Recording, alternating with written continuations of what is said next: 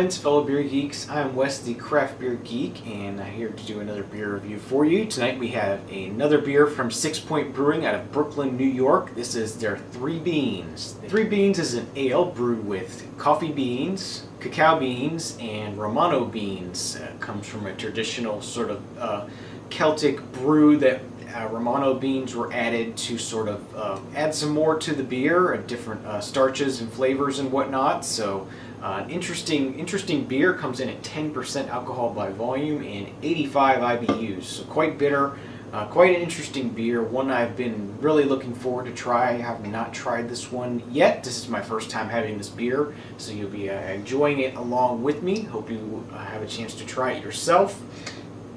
So let's get this cracked open and see what it is all about.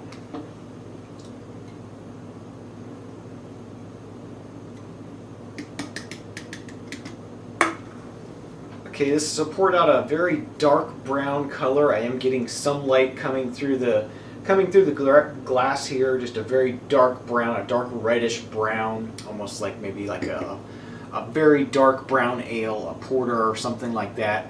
Did get about a 1 finger head, and it's sticking around pretty decently. Actually surprising that this is 10% beer and it's able to retain a little bit of head. Let's see what the aroma is like.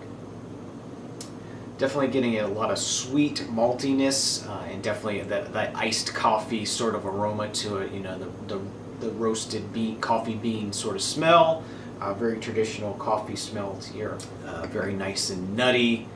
Like a pecan sort of smell. Really nice nice coffee aroma coming off of this one.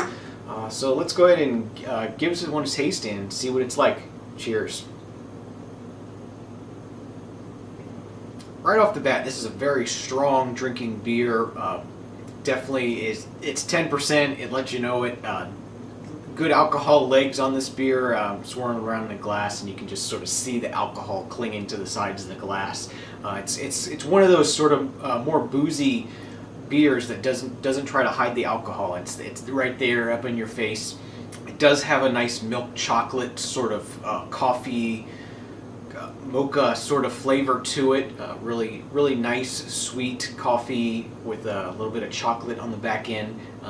A very nice bitterness to go along with that. This would be really cloying and sweet without so much bitterness. And now that I see why it's 85 IBUs is because it would be pretty sticky and cloying if you didn't have that. You get a little bit of an alcohol burn as it goes down, but it's very slight, and it's not off-putting in any kind of way. It's not something that just grows and grows and grows, and you're getting a lot of alcohol burn continuing on. It's just a little bit of a tingle on the way down. You know, going into this, I was expecting more of a coffee stout, and now that I'm drinking it, it's a lot more like a very strong brown ale with coffee and cacao in there. You know, it's like it's kind of different than I would expect. You know, it's not like something I've had before. It's not real rich like a coffee, like a stout would be. It's a little bit lighter. It's just a dark brown ale with coffee and chocolate in there. As this warms up and I'm drinking more of it, I'm getting some nice dark fruits. You know, like dates and prunes and that sort of thing. Just really rich, really sweet, but does have it is nicely balanced. It's not too sweet, it's not cloyingly sweet, but it's definitely on the sweeter side of things. Definitely reminding me a lot of dates right now. Just that very sugary, almost crystalline, you know, where the edges start to crystallize almost from just the dried out sugar content. This has sort of that same kind of flavor to it to me. There's almost like a vanillin flavor overall to it as well, even though there's not vanilla beans in here that I know of. So for the 6.3 beans, I'm going to come in at an 8 out of 10 on this one. I think it's definitely an interesting beer to drink. I think it would go really well with like a holiday sort of spiced sort of cake.